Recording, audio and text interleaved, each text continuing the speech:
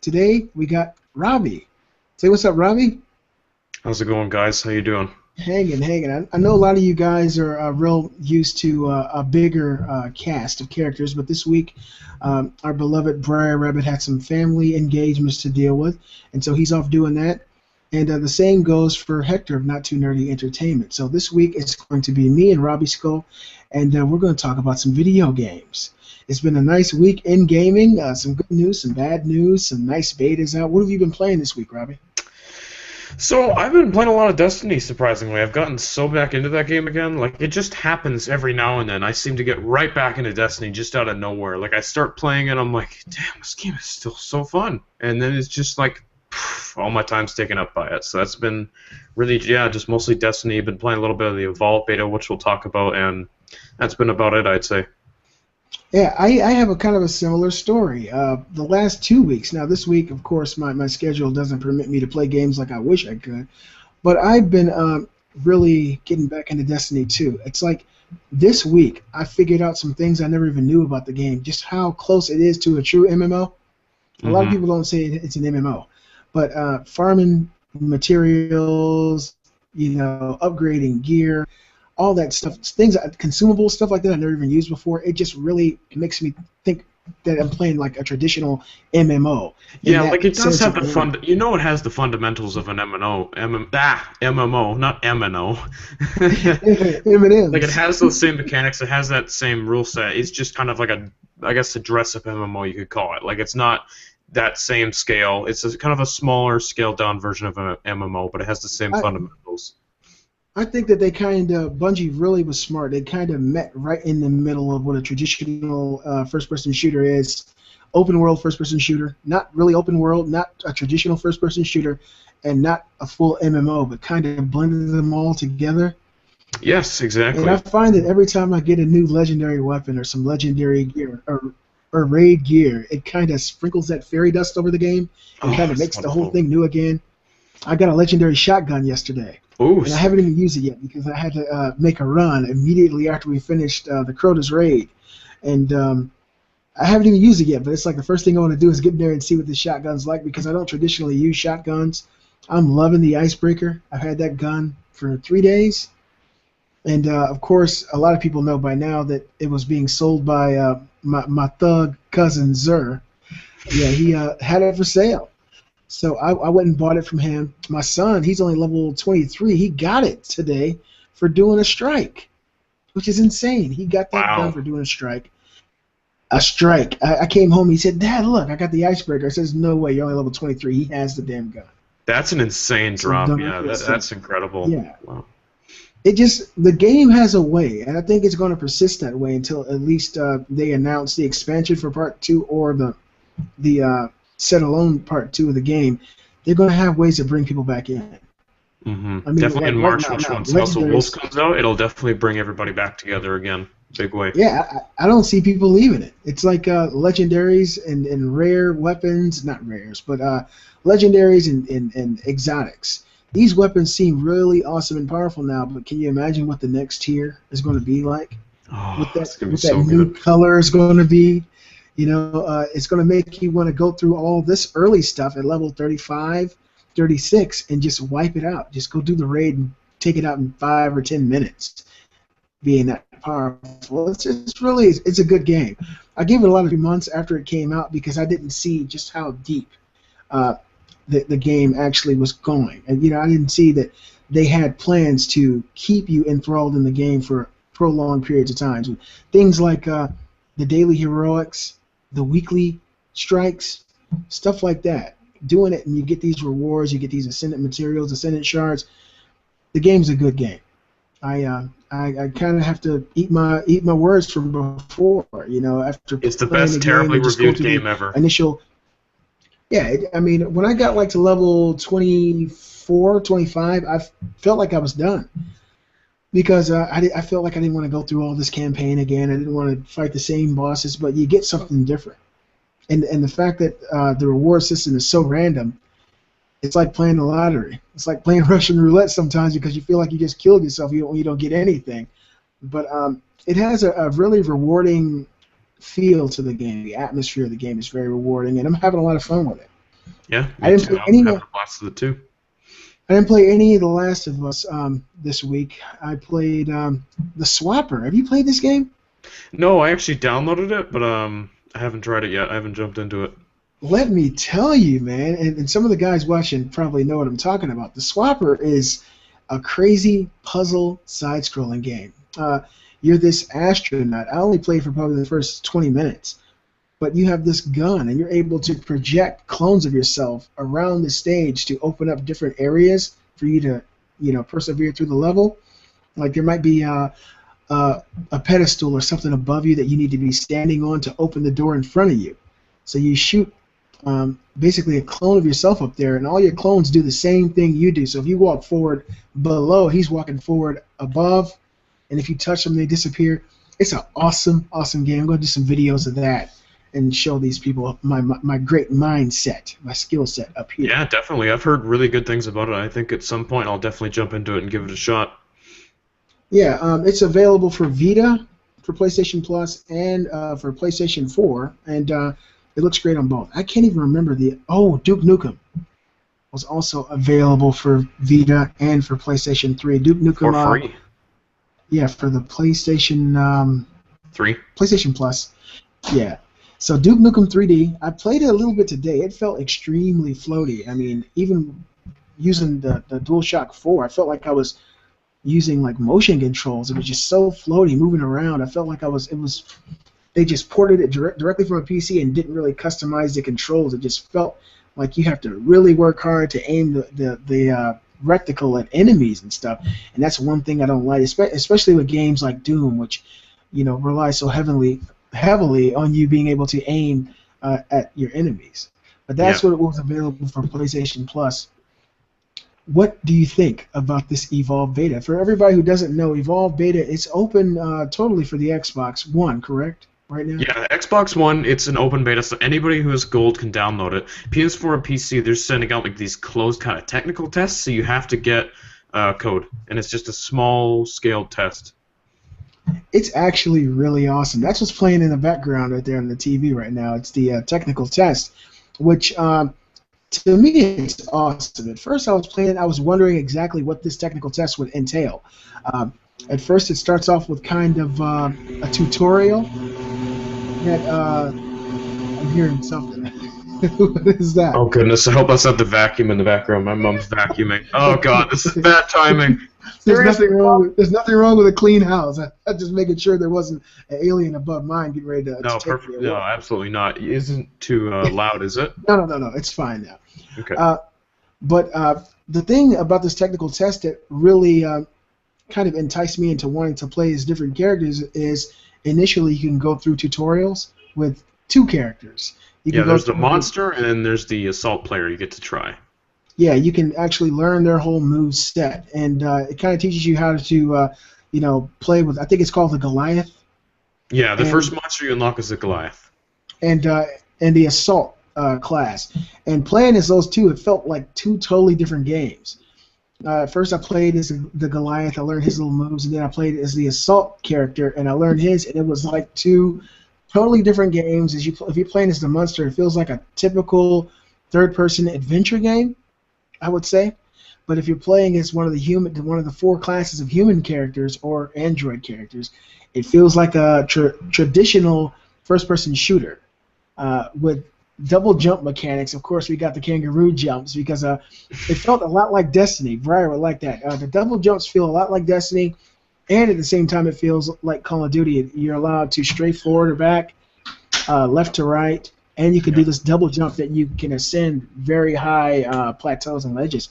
But playing this game, I gotta say, I didn't think it would be as fun as it is. You have to put a lot of thought into it. And going into the game, I thought that maybe the monsters would be overpowered or underpowered, and it seems that they have found a really good sweet spot. That if you know how to be low key and get around the stage and do what you need to do as a monster, you can definitely get the upper hand on the human opponents, because it really becomes a game of hide and seek at the very initial parts of the game. When you're the monster, you're running from the 4 players, and as you run and get far enough away, you attack these other animals and eat them to level up or evolve. And while you do that, these other 4 players are looking for you, and the other 4 players have a vast skill set. It's not like any of them have any of the same stuff. It's so different. The medic can shoot a tranquilizer dart to slow down the monster. The medic can also shoot a sniper shot that will mark certain areas on the creature that become weak spots when the rest of the team shoots them. I didn't get a chance to play as one class. I'm trying to remember the name of the class, but the one that actually creates the big net around. Oh, that would be the trapper, yeah, the dome you can throw. So you basically force the fight with the monster. Like if he's in the area, just throw that dome and bam, you're going to take him out. I got caught in it because my number one character to play as is the monster first and then the assault class. I like those a lot. They're all so different. It's just crazy. I didn't think it would be that different. I figured they might give each character one unique ability, but each character has like 4 unique abilities. They're totally different from one another. And being that medic is very... I never watched gameplays before. I wanted to keep myself away from it until I actually had the controller in my hand. And the medic, they're actually able to aim a special gun at their teammates, which keeps them totally healed while they fight this monster. So it's like taking out that medic is paramount to being successful as a monster, and that's probably what I want to do the most is be a monster because it's so fucking awesome. Yeah, definitely being the medic too. You want to stay out of the fight. Like you kind of want to be sitting back a little bit, just out of distance, so he doesn't attack you, and you just want to be healing your teammates while they're in the fight, engaging the monster. That's I actually, as the medic, I actually helped the team win by I consistently kept that thing tranquilized. When you shoot it, it becomes marked on the map. So wherever it goes for a short period of time, everyone can see it. It's like glowing green, but at the same time, it slows down. So I kept it slow and I kept it marked, and I was able to kill it. It's an awesome game. I think I'll probably like all the different character set. I mean, they're all so unique. It's not like any of them feel the same. So I guess it'll all be tailored to the gamers. And then I got to play as another monster, which I didn't like nearly as much. It looked like a giant octopus. Which one did you play as, the Kraken or the Wraith? I think it was the Kraken. It has all the tentacles. Yeah, if you can fly too, it's the Kraken. Fly, it has electricity. Yeah, that was pretty cool. I only played as that once. But I played as the Goliath quite a bit. That thing can move around. It's pretty fun. What do you think about the beta so far? I think the game absolutely is a ton of fun. I was actually playing it with my good friend Tyson the other day. We were on the Xbox One beta, and we were both playing as hunters together, tracking down the monster. It was tons of fun. Like, he was playing the trap for the most part. I'd play the assault, so I'd be the guy just rushing in there, trying to attack the monster. I'd always be like, Tyson, have that dome ready. Just get ready to throw it as soon as we see him. And I think that's really going to be the thing with this game, is the teamwork and all these different classes and abilities just working together to take down this monster is phenomenal. Just getting a team together and everybody just cooperating and working together, it's just going to be awesome. I really think so. It just feels so different to me. It's like a game within a game almost. It's like when I played as a hunter, everybody was moving, in tandem. We were moving together, and we didn't have the freedom of movement, not even close to the freedom of movement that you have as one of these monsters. The jump of the Goliath, it just felt like if you're in trouble and you're by like a ledge and you jump, you fly halfway across the screen. Yeah, definitely. You can cover some good distance just jumping away, especially if you want to get away from the hunters. Like, you're like, all right, my health's low, it's time to run and kind of recover some of that armor and health. Definitely just jump. You'll make quite a distance. I didn't play this game before today. I was invited to the alpha, but unfortunately it didn't work for PS4. I definitely will have this game on February 10th. It reminds me, believe it or not, especially with the 4 aspect, a lot of The Last of Us. If you have a team that actually is talking and communicating and working well together, it'll work. It'll be great. But unfortunately, I didn't see anybody like that today on the PlayStation 4. Mm-hmm. And it's got that, as well as even if you're just playing solo, especially playing the monster is super fun. You got to know, like, taking down those hunters and trying to get away from them, just eating and just scavenging so you can evolve to each stage. Like, even that is so much fun too. It is kind of like there's almost 2 games in one with this game, because you got this amazing co-op experience playing as the hunters, trying to track down this monster and take him out. Then you have the monster where most of the time you're trying to stay away from the hunters, just keep eating and keep evolving over and over until you can get to stage 3 where you can take out the power relay and win the game. It's basically just this huge mechanical thing in this building that you have to take out, and it's a lot of fun. And yeah, I'm absolutely in love with the game. I can't wait for it to launch. Just you and me and Briar and everybody getting a team together with someone else as the monster. It's going to be a blast. I'm super excited. Yeah, I saw a pop-up. It says if you're on a 4-player team, none of your team is actually going to be the monster. So that actually makes it pretty cool. If you get together with 3 of your buddies, you'll all be hunters against someone who likes to be the monster. Yeah. And I've been playing it today maybe for an hour and a half, maybe 2 hours. The game's learning curve is not that steep. I mean, it's kind of like The Last of Us in the sense that it's a different control scheme. You switch your weapons with L1 and R1 and triangle and circle. So it's a little different in that sense. Those are your 4 different abilities. But once you start to grasp that mechanic, it's almost like you don't have to think anymore. You can just go in there and do what you want to do. I think it's going to be a really phenomenal game. I'll definitely have that game when it comes out. I'm looking forward to playing it now. I'm looking forward to finishing this beta. I don't know when the beta's over. So, I think the beta actually ends tomorrow, so it's not going to last much longer. Yeah. Yeah, well, I'm going to play as much of that as I can. So, that's what we've been playing this week, having a lot of fun. Did you get any more Dragon Age completed, or are you kind of taking a break from that? I haven't played Dragon Age, I think, in a couple of weeks now. I don't know what it is. I kind of just fell right out of that game, and I haven't really gone back to it ever since. I'm feeling like eventually at some point I'm going to give it another shot, but for now I'm just enjoying playing Evolve and whatever other games there are.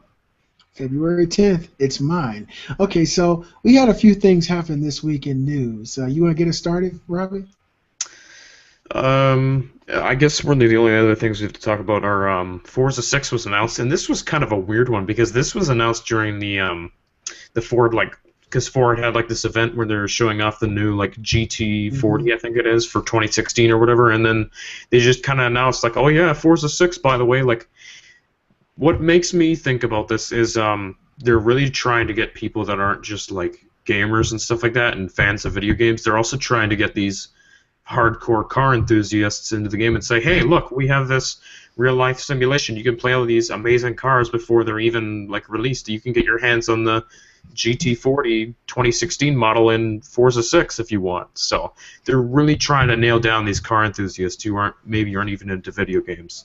Yeah, well, that's business. I think it's smart business too, because Forza is one of the best racing games around, especially with Forza Horizon 2 now. How well that game did, people loved it. And now it's like putting out all these teacups, and let the rain fall where it may, attract as many customers as you can. Yep.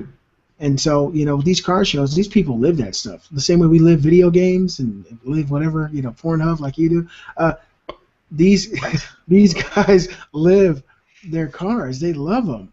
They got models in their homes, and they talk about it. They read the magazines. And so if they do get an opportunity, it's some other area of what they love. Hey, look, I love cars. This car that I want, this car that I'm thinking about, this car that's theoretically not even out, a potential possible car, is going to be, in this game. I want to try this game. It looks great. And Microsoft understands that. Yeah, it's still a bit of a weird thing because I remember I heard about it on Twitter. Somebody said, "Oh, Forza 6 just got announced." I'm like, "Get out of here! They wouldn't announce that yet. There's been nothing about it." And then I saw on IGN. Yeah, sure enough, it happened. There wasn't really a trailer or any gameplay. It's just they just announced it at the event. So just an announcement, kind of the same way they did with the Uncharted: A Thief's End at the beginning that you showed the title, just to let you know that it's in the wind. Yeah. I think that all the fervor with Forza Horizon is gone now. They sold what they're going to sell with that. The game got phenomenal reviews. People love playing it. So I mean, just to let those fans, the racing fans, know, hey, look, we're here for you. We're making stuff that you like, and you can look forward to another great Forza game. So I think it's good. I'm not personally a big racing sim guy. I just go sit on the highway. I got arrested once, just looking at the real cars go by. But I'm not the biggest racing sim fan. But for the people who enjoy that and love it, more power to them and more games for them. Yeah, absolutely. I know, I'm not a huge racing sim fan either, Beastly. I kind of like some racing games here and there. I like more arcadey type of games like Need for Speed. I'm not really hardcore into Gran Turismo and stuff like that. Totally agree. these games definitely do have an audience, and like I said, with these car enthusiasts, like they could pull a lot of people in with this. So I think that's really what they're going for with Forza 6. Yeah, I think they're smart with it, and I think it's going to work. I mean, Microsoft's making some pretty good. They're planning their trajectory pretty well right now. You know, there's been a few hiccups. Sony's had some hiccups, but the way it's looking now, I think Microsoft is really trying to bridge this gap. They're trying to make gamers happy. They're trying to have hardware that doesn't break the bank. And if they continue on the path they're on now, they're going to do really well in 2015. Mm-hmm. Speaking of not having hardware that breaks the bank, Beastly, what did Microsoft announce this week about the Xbox One? Let me say it like I'm from Georgia. The Xbox One only $350.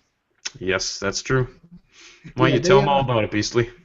Microsoft, I think it was like 5 minutes after the Xbox One went back to $399. I think it was in the middle of the first commercial. It said Xbox One now $399. Shut up! They stopped the commercial right there and went right back to $349.99. And a lot of people were. I was mind boggled about this in the first place. In previous videos, I thought that Microsoft would keep this $349 deal because it was moving consoles like hotcakes. People were just buying them left and right. A console that's theoretically not as powerful as the competition, but you don't pay as much as you do for the competition makes perfect sense. So for me, them going back up January 3rd to $399 was like stabbing themselves in the chest, because at that point, they're not offering anything better than Sony, and everybody obviously wanted PS4s more than they wanted Xbox Ones. So they went back. I think it was just a matter of days, honestly, to be literal. Literally, I think it was a week they announced, because when I think it was like January 4th or something like that, they said, okay, Xbox One's going to be $400 again. Now, a week later, they're like, oh, we're back to $349. Can you imagine how pissed off you would have been if you bought an Xbox One when it was at $399, and then they announced a week later, oh, it's back to $349? Like, I would be so upset. Oh, my gosh. I would be pissed, Robbie. I know you'd be pissed. You rage out. So I know you'd have been at the store with a mallet in your hand. Me personally, if that happened, I would be at that store to get a refund or something, talk to management, maybe get in touch with Microsoft. I know people got fucked like that. People got screwed over for that 1 week, that time lapse where they said, oh, man, the price went up again, but I really want it. I really want this game for Xbox. Damn it, let me go ahead and buy it. Then the very next day they find out it's $349 again, like immediately. Yeah, oh, man, that's weird.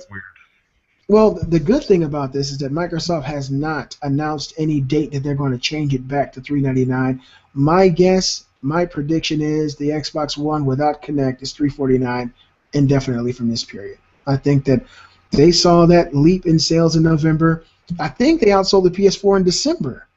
They did, yeah. The NPD revealed they did outsell them. So with those numbers, Phil Spencer and his team are like, okay, we're getting our install base to where we need it to be. That's what it's all about. It's not right now. They're taking a huge loss. Let's just keep it real. Xbox One, every time they're selling it, it's like they're going in their pockets and throwing money away because they're hemorrhaging money every time they sell those consoles. But that install base is what they need. Once they get that install base, and then they start introducing great exclusives, first-party titles, Microsoft Studios. I mean, good games that people really want that they can't get, on PlayStation or any Nintendo consoles. That's when they're going to start making their money back. And as long as they get that install base up, I think they're going to be okay. And I think that's what the plan is from this point on. Yeah, definitely in the long run. Like, you think about the short run of it, yes, they're going to be losing money off each console they sell, even if it's just a little bit. But in the long run, these software sales are definitely going to be more than helpful. Like, it's definitely going to make them go back up. So it'll be worth it. See, the thing is, games like Evolve, they actually have, I think they have Xbox exclusive content on Evolve, correct? I think it's timed exclusive, but it seems like, honestly, that game is being marketed as an Xbox One game. That's probably where I'm going to buy it. So, yeah. And that's what I'm thinking. I don't know if I'll have Xbox One on the 10th, but it'll be right around that time. So we'll see. But games like that are marketed on the Xbox One, that's what they need to get out there. They need to continue to push games that are marketed as Xbox exclusives. Of course, they're probably not, but they're marketed as such, and the typical gamer doesn't understand. They watch TV, and they say, oh, on Xbox One. They go, oh, damn it, I got to buy an Xbox One for that. They have no idea that it's coming out on the competition because of the way it's marketing. It's PR speak, but it's brilliant. It's really intelligent work, and it's going to make people buy your console. So I think it's a smart move. I look forward to getting my 349 Xbox. I know that the white console is nebulous. That thing is pretty much gone. I'll probably never find one unless I get it in somebody's garage sale, and by then it'll be gray. Yeah. But I'm looking forward to picking up my Xbox One next month. I'm getting another PS4 next month, and I'm getting an Xbox One next month. So Nice. Sounds good. Good times in the Beastly Castle. Good stuff. Mm-hmm. All right. Oh, and I know the next story is something that kind of touched your heart about PlayStation and Xbox Live. PlayStation Network and Xbox Live going down again, yet again. Which, it honestly seems like it's going down every week, doesn't it? Like, this is getting ridiculous. I have to say to these companies, Right. like, what the hell are you doing? How can you have your networks go down this much, especially when they're paid services? Like, can you expect this to keep this up and people are just going to keep paying for it? No. Eventually they're going to say, you know what? This is bullshit. You're not providing me with the service I paid for. I expect to have a secure network, to have it running for the most part, and not be so exploited by hackers. Like, this isn't okay in any sense to have it in this kind of just situation. I don't even know what to say about this. Like, it seems like every single week now the networks are down. Like, I'm almost getting used to it at this point. Like, okay. Well, the thing I'm not used to is Xbox going down. That's the weird thing, because normally they have their security and their firewalls on point to the level that this kind of shit doesn't really affect them usually. Mhm. But it just takes one small group of assholes to destroy everybody's day. Really, I mean, Yeah, I mean, you think about last gen too with the 360 and PS3. Like, we all remember that infamous 2011 hack with PlayStation Network, how it went down for over a month. That clearly showed the flaws of that network and why Xbox Live is so much more superior, because they just have a better network. They just really do have a better network and better security. And now, honestly, it seems like they both are kind of just not that good. Like, Xbox Live is getting hacked a lot too. Like, can we trust either of them? there are reasons for consumers to be pissed off, on both sides. People, Microsoft gamers are probably upset because they're not used to this happening with Microsoft's infrastructure.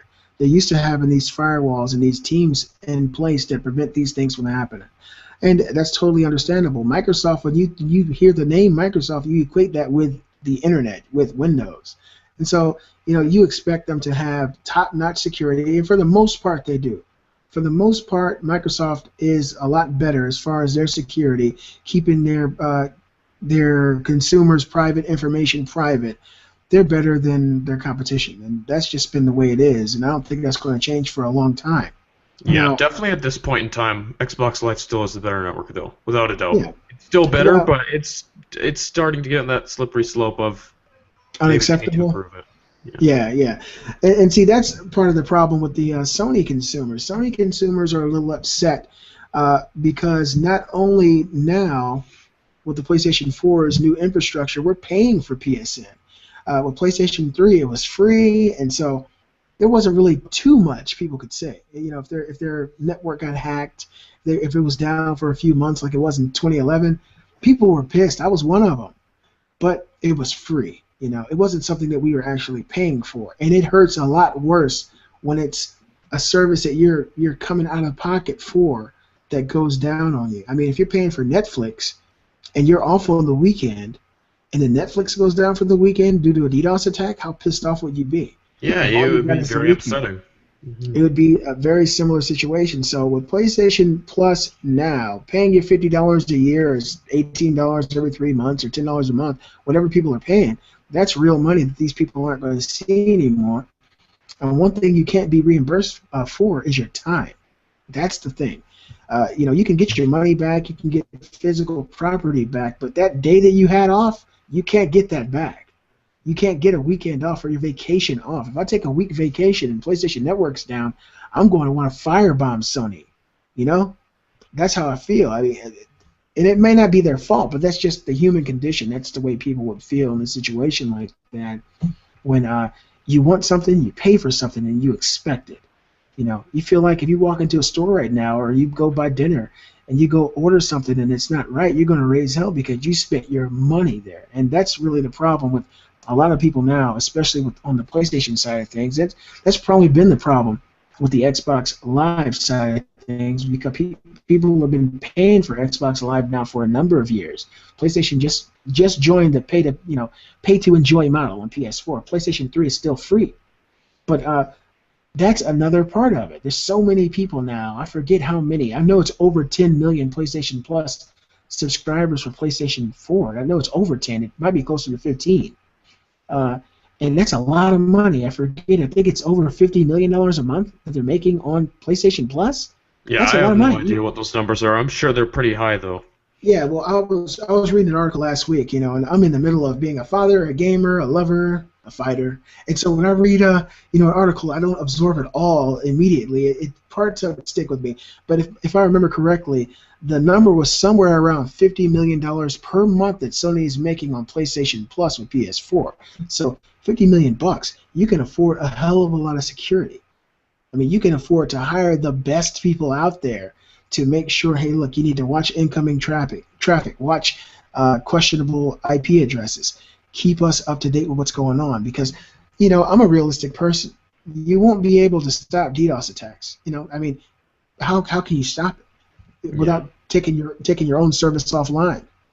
In order for you to have service, you need to have incoming traffic. So it's really hard to know when a person's planning to do a holy jihad on your network. So I don't know exactly how they're going to plan to get around that in the future. Maybe having backup servers or dedicated servers just in case. Because where I work, I'm a heat treater. I run these giant induction furnaces, $1 million machines.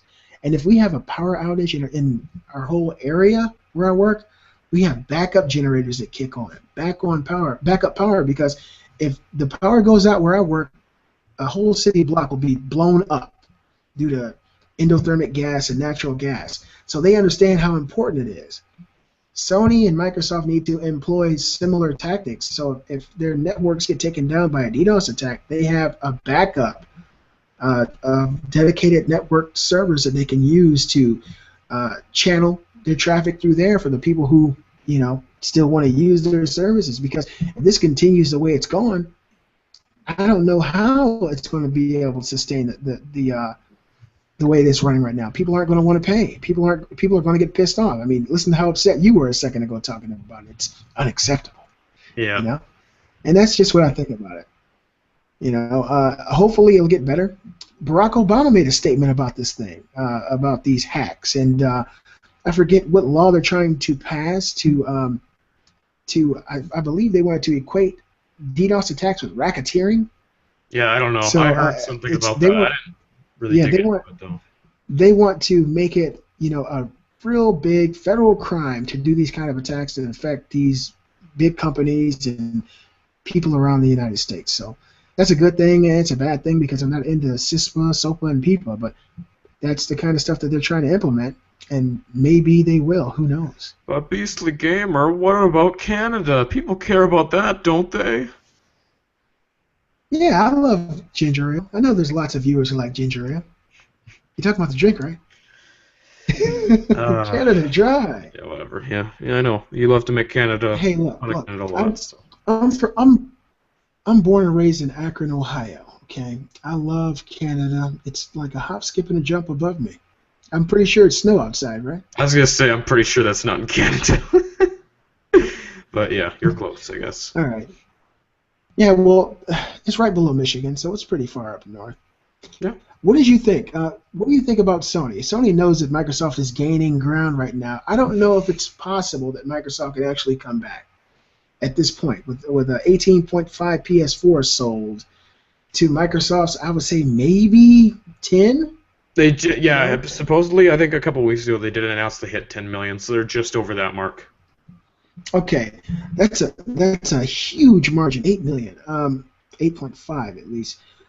I don't know if it's possible they can come back in a timely manner, because the Xbox 360 came out and they were a year ahead of PlayStation, and they completely had the market when PS3, dropped. Yeah. And it took 8 years for them to catch up, and they were both at 80 million. Then PS3 took off and kind of beat the Xbox 360, and it's the most popular of the 7th generation consoles. The same thing could happen here with the Xbox One. It's very possible. With games like Quantum Break, that shit looks mind explode. You know, it looks Yeah. phenomenal. That game is one of the best looking games I've seen on anything new. Games like that could actually turn the tide. This price drop could turn the tide. I don't know what Sony's plans are. I think Sony is pretty confident, but that's usually the problem. Usually, if you're confident, you don't work as hard. Yeah, definitely. And They you feel like they feel can like, just hey, sit back. Like when you look at PS4 too, like did they even have a big must-have exclusive for PS4 yet that makes everybody want to buy it? No, they don't even really have. Well, I don't want to say they don't have games, but there really is no must-have game for PS4 yet. Like it's all either cross-generation or also on Xbox One. Like the fact that it's selling as good as it is incredible, and it's going to be crazy to see how much better it sells when like Uncharted 4 comes out or Bloodborne or The Order. Like it's gonna sell. it's going to be crazy. That shit is going to sell like it's going to be ridiculous. Those sales are going to be ridiculous. The reason that the PS4 sold as well as it did is because Microsoft fucked itself. Excuse my language. Microsoft really screwed themselves initially. You know, they came out, you can have an Xbox One on release for $703. I mean, their price was insane. Yeah, that's definitely what $499 for a the new price console. range was. We're accurate about that, right? $700. Yeah, $703. No, Oh, if you think about it, they not only screwed themselves in one way, they screwed themselves with the price. They had a console that cost $100 more than the competition, and then they screwed themselves with the whole DRM debacle. There Always was so online. much talk and forever. Yeah. There was so much talk about it. I don't want a console that's always online. I don't want a console that's going to check in on me every 24 hours. And if it doesn't check in, it's going to let me play my games for an hour. Fuck that shit. Ain't nobody got time for that. You know, and then remember how Kinect always had to be a part of the system too? You couldn't unplug Kinect? Like, oh, man. It was just... I mean, the silly thing was they could have stopped all that right then, but they still went on with it, and they paid for it in the end. They paid in dividends. Those dividends went straight into Sony's pocket. So in the end, everything they said, it has to be connected. That's the way the Xbox was designed. It was all lies, because all the Xboxes that were sold on day one, they didn't go back to Microsoft and get retooled. All they did was gave it an update, and it was done. So they wanted to include that stuff. So Microsoft really kind of screwed themselves. At the beginning, if it was just console versus console, and if they were both in a similar price range and this whole DRM thing wasn't such a big deal, I mean, it was a big deal. If they tried it today, it would be a big deal. People don't like to feel told what to do with things that they buy with their own money. Yeah. Like, I bought this. All right? I just bought me an iPad, right? I bought Kate a Mini. If I bought this iPad and Apple said, you can only go on certain websites with it. And when you go, we need to watch what you're saying. And if you're not saying something that's Apple certified, we're going to turn your iPad into a drink coaster. I mean... Yeah, and then if you lose internet connection, it stops functioning, and the thing just shuts off. Yeah, I mean, they really screwed themselves. I'm sure they look back at that and said, God damn it, we'll never do that again, because Sony, they loved it. Sony didn't have to have any games. I mean, at that point, Sony could have just said, hey, we're going to release Duke Nukem again. I mean, people are like, damn it, but at least it's better than that Microsoft crap, because Microsoft had so many bad things back to back. So that's what really drove the PS4 sales. Yeah, Sony definitely topped off on Microsoft's basically bad stigma that they got with the Xbox One. Give me 1 second. I'm going to answer my door. Okay. The show is currently on hold, people. Please skip ahead if you're watching this not live. This is an intermission. We will be right back.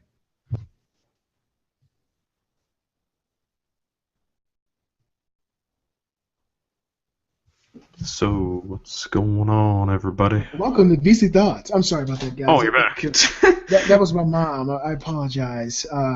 So here we are. Okay, so we're going to talk about Sony's plan. What do you think Sony's plan is at this point? Because that, like I said, that is the reason that Microsoft really got to a bad start. They had 25 bads and 1 good. Yeah. Hey, we make Halo, but we make it on a console you can't afford, that you can't play unless you play it exactly the way we want you to play it on. That was their initial speech. And Sony came out with something, hey, we're not going to do any of that crap that they're doing, but you can get this for $399. And it's a straightforward console. There is no locked behind, always online bullshit. There's no Connect. There's no not trading games and all that. We'll let it all just go as it is. Yeah, and see, Microsoft is like that now. So I mean, it is one of those situations of better, late than never. Even if it's this late, now Microsoft is basically back to being a game console. The whole all-in-one box thing, that whole idea, I think, is dying or dead. No developers for the Xbox One are making games that work with the Kinect. Yeah. I mean, even big AAA titles don't use the Kinect, unless you're just saying, hey, using a voice command. The whole Xbox Kinect functionality they tried to sell the idea of doesn't appear to even exist. That's my thing. And now they're going back to games, and it looks like people appreciate that. People are gravitating back towards the Xbox 360 fans who kind of moved on from the Xbox 360 because of the way that the Xbox One was presented, are kind of going back to it now at this point because Microsoft appears to be going back to the gamers. And with this price drop, I think that this is kind of their last-ditch effort to let people know, hey, look, we made some bad mistakes in the past. We tried to restrict you guys. We tried to sell you a box that costs more than your wife's wedding ring. And now we're going to go back to the gamers. We're going to make this thing accessible to everybody. You don't have to be online. You don't have to have this damn camera looking at you all the time. Sony, I mean, really, that's really what they're doing. NSA was spying.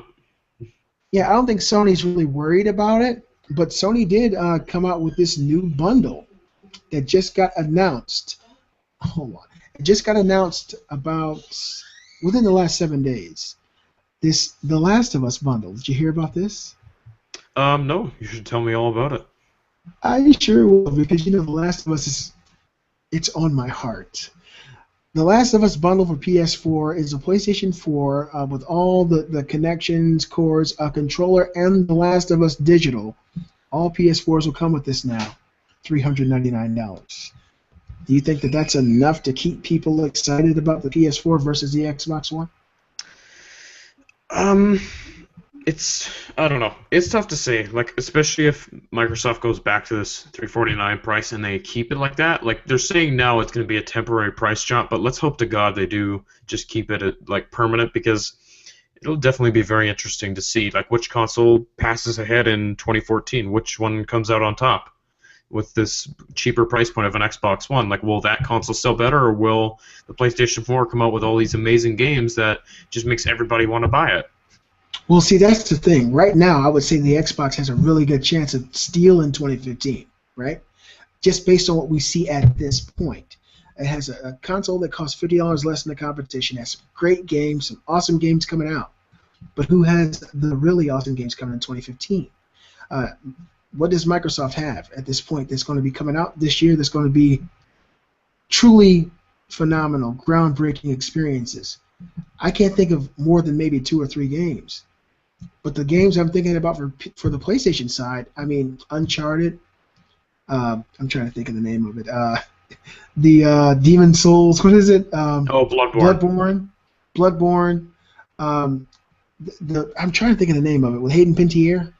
That looks awesome. I can't even remember it now, too. Damn it. Yeah. Until Dawn. That's what it is. Until Dawn. They got some really awesome games coming out this year, and I feel like Microsoft kind of, at this point, blew their load toward the end of the year last year with their Xbox One exclusives. Insomniac Games, Sunset Overdrive. That was an awesome Xbox One game. People got really hyped about it and really enjoyed it, but they haven't really talked too much about it. I guess we gotta wait till E3 to see what they have, in the works this year. But as of right now, Sony has probably better exclusives coming to the PlayStation 4. So I don't know what's going to happen. If it stays as it is right now and the games that are out right now are the only things left, yeah, Microsoft could come back and win in 2015. They've won in the last 2 months consecutively. But as the months go on, we got The Order 1886 coming out next month. That game is supposed to be ridiculous. I mean, I watched that game come from being something that reviewers and previewers talked about as garbage to possibly one of the best games of the year. The initial impressions of the game was it was a broken experience. The engine wasn't running well. The game looked phenomenal, but that was it. Now everybody's saying this thing is amazing. And, I'm really into that kind of stuff, underworld type, werewolves and vampires. Not the True Blood type crap either, but like Underworld. Yeah. Yeah, so I'm looking forward to it, man. It's going to be a really interesting year, and I think that the best part of it is we're all going to win, you know? Especially people who have multiple game consoles. If you have, Xbox, you got PlayStation, you got Wii U, it's a win-win because they're trying hard to beat each other, and you get to reap the benefits. You get the fruits of their labor. The best games on all three platforms I'll have this year. Super excited about it. And rather, bickering back and forth about who's best, we're going to be the best because we're going to have them all. That's one thing I'm super excited about this year. Absolutely. Yeah, there's going to be so many good games across like all platforms. There is literally everything has gotten pushed back to 2015. Like it's going to be insane. Yeah, I'm guessing at this point they're going to start phasing out, last gen stuff and really focusing hard on the PlayStation 4 and the Xbox One and the Wii U. Who knows what we're going to see from Nintendo this year? Nintendo just had some pretty interesting news in the Nintendo Direct. Did you get a chance to watch any of that? Yeah, about the 3DS XL and all that. The new 3DS coming to North America, I think on the 13th of February it was. So that's just about a month away. Yeah, that's definitely exciting for whoever's a Nintendo handheld fan. I'm not a huge fan of like DS and stuff like that, but I can see why there's a market for that. The 3DS is a very popular handheld. Everyone in the house has one here. I don't know if I'm interested in getting this new one. If I remember correctly, I think this new one is being sold without a charger. Yeah, an AC adapter. You actually have to go buy the AC adapter by itself, which is criminal. That's ridiculous. How can you not bundle in every component the console needs to work? Like, you should do that out of the box.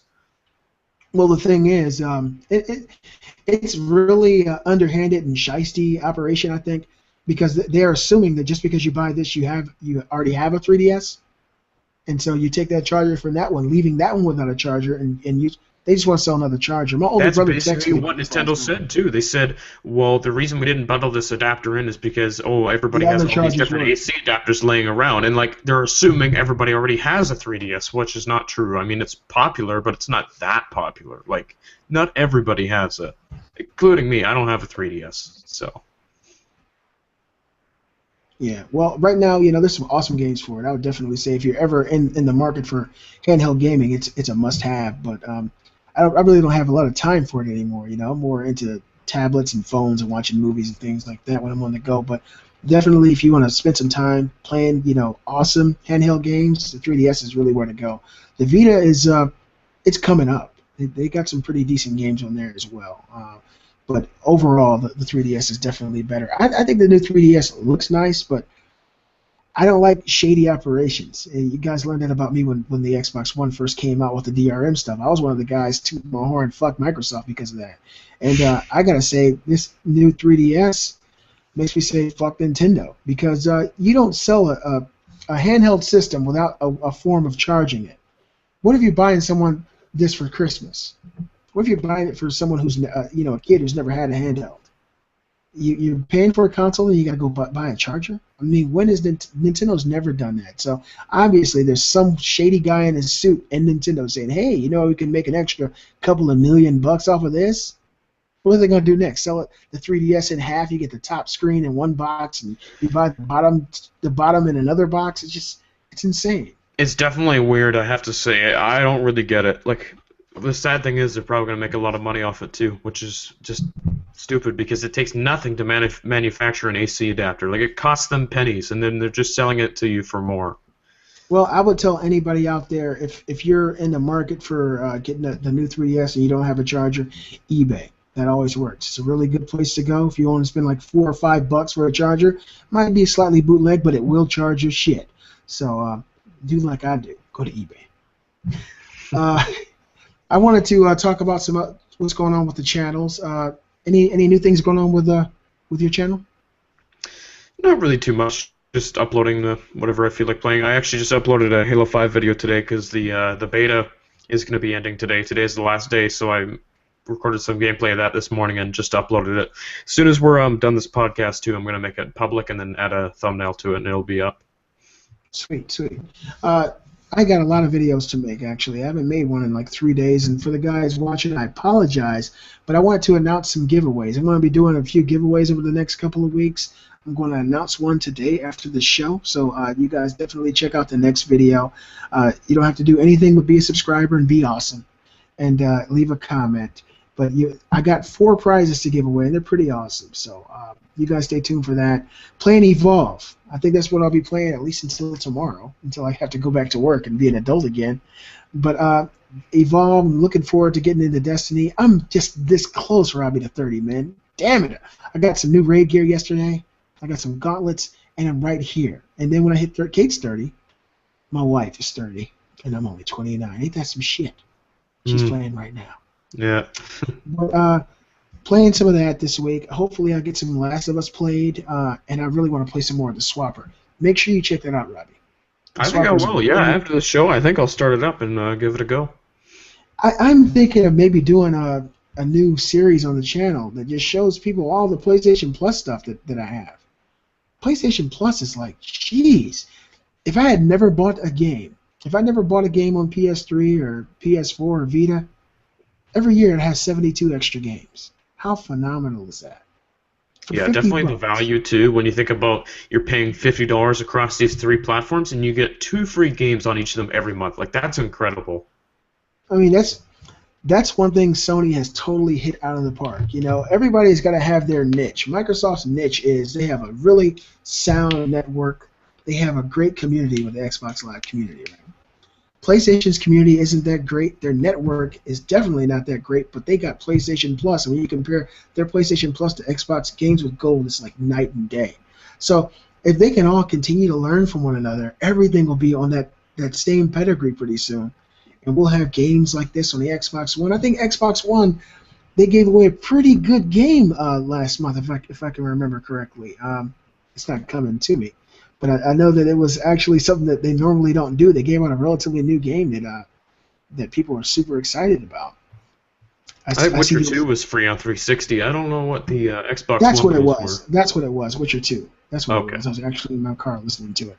And I never played that either, so I should definitely check that out. Yes, yeah, especially since Witcher 3 is absolutely one of the biggest games this year. And honestly, I don't think anybody's really played Witcher 2, but everybody is super stoked for Witcher 3, including me. I haven't really played The Witcher, but Witcher 3 just looks so good. Man, I can't wait for it. It's like, what if you get it and it's like Dragon Age? Because it's a similar type of experience. Well, we'll see. I'm still absolutely excited to get it. Like, I still like Dragon Age a lot. I know I'm going to get back into it at some point. Just that question is when. That's all. Still love the game. This will definitely be a year of gaming for me. I made a video about how many games I bought in 2014. I'm sure you saw it. And because the last show that you and I and Briar were on, Briar, he said, Beastly, you didn't really buy too many games in 2014. So it sent me reeling. I said, damn it, how many games did I buy in 2014? And I bought 17 games. Which is respectable, I think. My subscribers seem to think so. But I think I'll probably do a little bit more this year. There's more stuff I'm excited about, actually.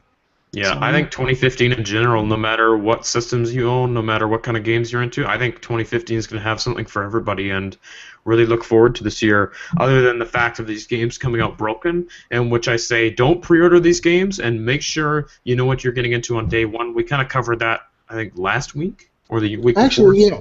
We talked about it a little bit last week, but I want to touch on that too because I saw Boogie's video on Please Stop Pre-Ordering. I'm sure you saw it too. Yeah, I saw that one as well.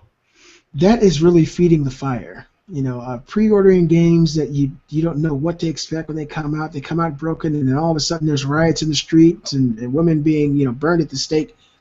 All this stuff has to stop. People need to just wait, have a little bit of patience. There's nothing wrong with having a little bit of faith in your developer. But have a little bit of patience, especially if it's an annual game. It comes out every year.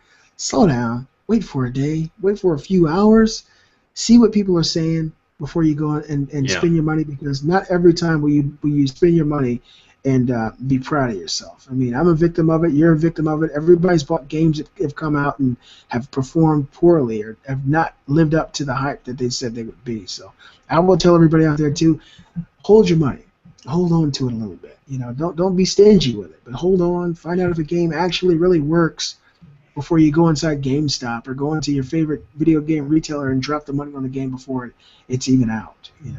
Yeah, definitely. Like, just pay attention to the reviews, pay attention to what the gaming community as a whole is saying about the game on day one, and yeah, just be cautious in 2015 about these big publishers and launches, especially Ubisoft is one to watch right now, because that scandalous stuff they pulled with Unity, that's never going to happen again.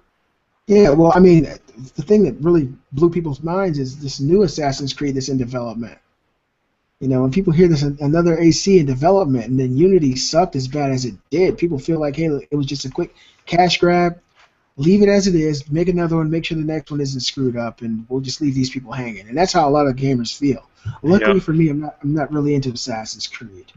But, yeah, just keep your eyes open, guys. There's a lot of, shady dealings going on in the gaming environment, in the gaming world right now. So just hold on to your money till you know what you're paying for. Yeah, Beastly, speaking of shady dealings, and we were talking about Evolve earlier too, this is something that makes me so mad, and this is right to do with the pre-orders and why this has to stop. So, have you heard about the fourth monster in Evolve? Like the behemoth? I don't know the details of it. You have to pay for it? You have to pre-order the game, or you don't get it on day one, but you can buy it separately if you don't pre-order the game, and guess how much one monster costs? You don't want to know how much it costs. For one monster, just take a guess. $4.99.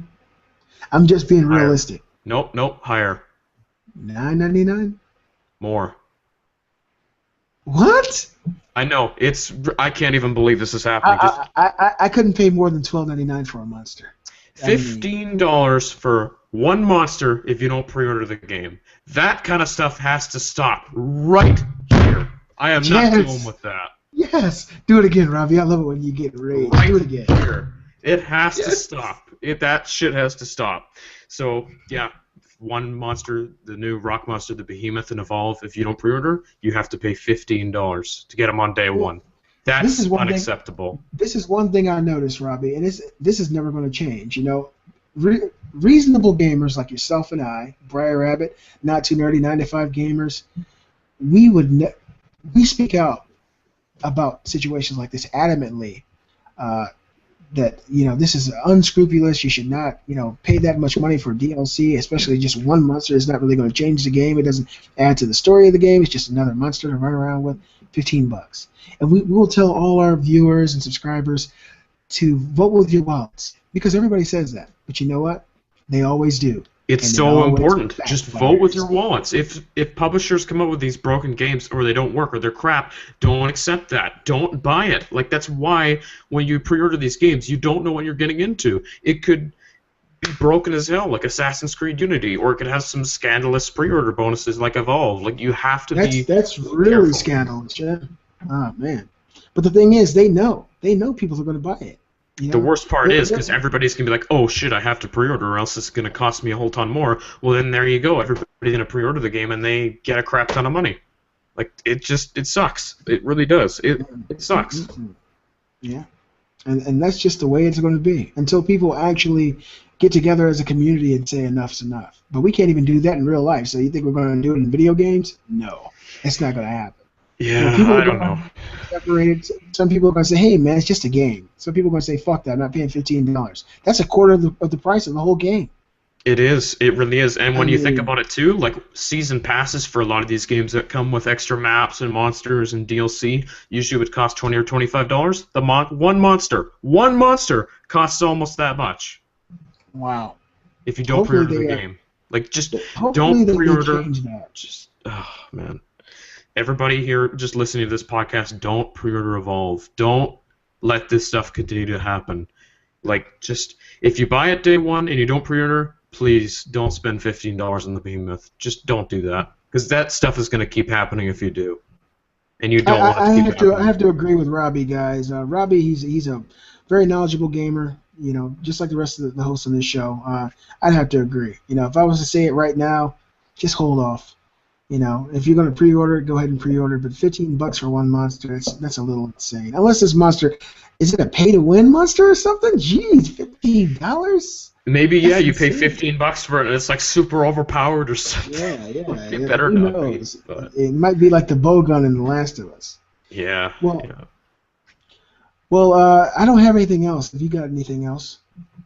Not really. I think we've pretty much covered everything. I really feel like 2015. That's what I'm really worried about, though, is that these pre-order bonuses are gonna get way out of hand. Like, you look at these versions of games too, and Watch Dogs is one I thought of recently, where there were so many different versions of that game, and you couldn't buy one version that came with everying. Like, they would cut off DLC for specific retailers. Yeah, like that is so unacceptable and just scummy. I just don't even support stuff like that. Don't bother. You gotta look at the publisher too, though. You know, what are they known for? Yeah. Ubisoft is really one to watch in 2015. That's all I'm going to say. Watch Ubisoft. Like, if they try and pull this, just don't buy their damn game. Yeah, he's telling the truth though. Ubisoft, man, they have a pedigree for being a little tacky on that side. You know, they want every single dime they can get out of your pocket, and a lot of these developers are getting like that too. You know, it's about money, it's about sustaining development, but you know, getting over on your consumer is another thing, and just a whole nother ballpark. $15 monster, that's fucking ridiculous. Yeah, getting back to Evolve, just for one sec though. So I'm not going to pre-order Evolve. I don't even know if I'm going to buy it on day one. What I'm going to do is just wait for the reviews and then ask people on like IGN or you and Briar and stuff like that what you guys think of the game. And if it's working as it should be and the game's good, then I'll probably buy it. And if everybody's playing it. If I could say something to you right now about the game, if it's working as well as it's working right now for this technical test beta, day one for me. It's awesome. It works well. I haven't seen any hiccups in animation or frame rate. It looks great. It looks like a more foreboding Destiny. It's like a tropical, lush paradise, but there are fucking dinosaurs and creatures walking around waiting to destroy you. And it's a different game depending on who you are. Like, if you're the monster, these things, you hit them twice and they're dead. But if you're a human, you really got to aim and shoot them in certain places and take them down. It's like a different game. It's really fun. This is something new to me. You know, this is definitely one of those other types of experiences in gaming. It's unlike anything else. You know, we could say Call of Duty, Destiny, Titanfall, Battlefield, they all feel similar in a way, right? This doesn't feel like any of those. It feels something totally different, and I think it's going to be awesome. Now that I'm actually playing it, that's my thoughts on it. I know that Justin, 95 Gamer, said he didn't like it. This shit is amazing. I think he really, Justin, if you're watching this, I really feel like you should give it another chance and play it with us, especially when the full game comes out, because I think it'll really change your mind. I think it's a lot of fun, too. I am a little bit concerned, however, still about the amount of content in the game, like if it's going to last. I do have a slight concern about that, but I think the core game that's there is really fantastic, and I think it looks so good too, man. It just looks great. It just feels good. You know, these monsters climbing, all this stuff just works so well. You know, you'd expect some kind of technical hiccup, but they've been working on the game for a long time, and it shows. It's really awesome. And as a side note, guys, the Order 1886 has gone gold. That means the game is finished, it's polished, and it's ready to be sold. So don't pre-order it. just don't pre-order it, please. Don't pre-order. Let's see what we get here. This game, it could be great, it could be okay, and it could be bad. So let's find out. We'll find out together. We'll let you guys know. I'll definitely get it day one. I know Robbie, you'll probably play it. I know Briar will probably play it. So you know, we'll get back with you guys and next week let you guys know what we think about this week's coming news. Once again, Briar was unavailable today. Not Too Nerdy is unavailable today, but we're here bringing you guys the Beastly Thoughts Show. So on behalf of Briar, Not Too Nerdy Entertainment, Robbie Skull, I'm the Beastly Gamer. Thanks, guys, for watching. Thanks for watching, everybody.